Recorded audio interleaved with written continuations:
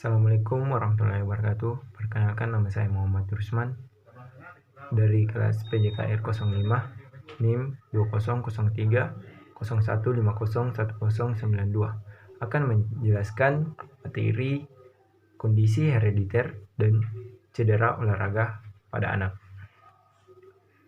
Yang pertama, osteochondritis, penghancuran.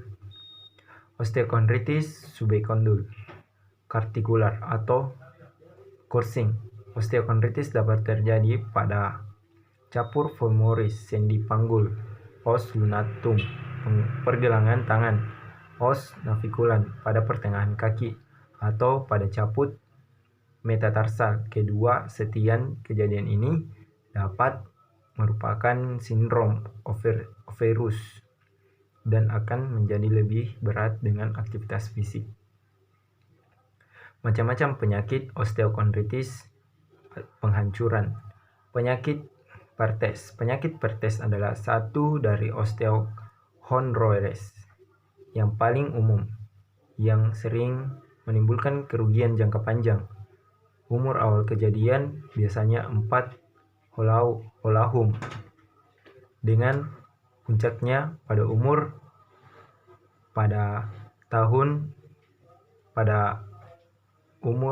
5-6 tahun.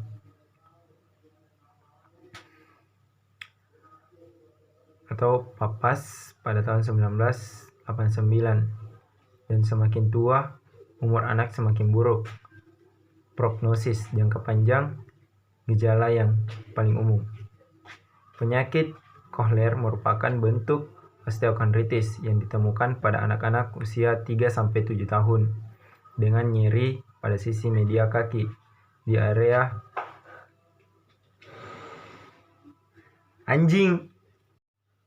Penyakit Kohler merupakan bentuk osteochondritis yang ditemukan pada anak-anak usia 3-7 tahun dengan pada nyeri sisi media kaki di area as wavikular yang terkena biasanya anak-anak yang aktif dan banyak pada anak-anak laki-laki daripada perempuan. Anak-anak ini memperlihatkan pola jalan yang abnormal, sering disertai nyeri bagian media kaki dengan pengembangan yang nyeri di atas os navikular. Penyembuhan menjadi tugas bagian rehabilitasi medik. Yang kedua, osteochondrosis chondral-artikular. Penyakit ini dapat terjadi akibat trauma olahraga yang berulang-ulang. Penyakit ini juga dapat terjadi oleh karena faktor herediter. Bila fragmen osteochondral menjadi terpisah, terdapat risiko besar terjadinya gangguan fungsi sendi yang kemudian diikuti osteochondritis. Paling sering terdapat pada anak laki-laki umur antara 10-16 tahun. Dari paling sering mengenai condylus formois medialis takut. Kondisi ini dapat juga mengenai permukaan atau konver condylus formois internalis, plateu tibialitet, patella talis pada tumit, capitulan pada sikit, cupur metatarsal pertama atau capul formois paha. Gejala yang paling umum adalah nyeri sendi yang tidak jelas setelah suatu aktivitas. Pada tahap lebih lanjut, bila sudah terjadi separasi Heckman, dapat terjadi elusi cairan sendi atau gejala mekanisme, misalnya kaku sendi. Yang ketiga, osteochondrosis facial. Penyakit Scheuermann pada spian adalah satu bentuk osteochondrosis fiskal. Kondisi demikian mempengaruhi lempeng pertumbuhan yang mengakibatkan pola pertumbuhan yang reguler, dan bila ada gaya kompresi yang cukup besar, dapat terjadi blok marsi, anggular sekunder. Penyakit blown dapat terjadi pada bagian postkor medial dari lempeng pertumbuhan tiang bagian proksimal. Hal ini mengakibatkan deformitas, rotasi, dan virus pada liba proksimal. Bila sampai menimbulkan masalah, perlu tindakan ortopedik. Kondisi tersal.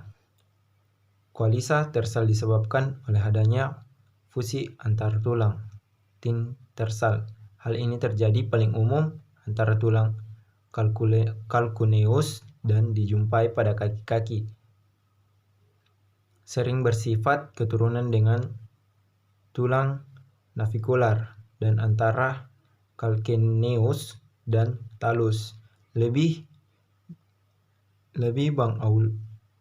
autosomal yang dominan, dan oleh karena itu biasanya irama riwayat keluarga yang jelas mengenai adanya nyeri kaki. Koalisi tersal hanya terjadi pada 1% populasi umum, tetapi sekitar 40% pada keluarga dekat orang-orang yang didiagnosa dengan kelarsal.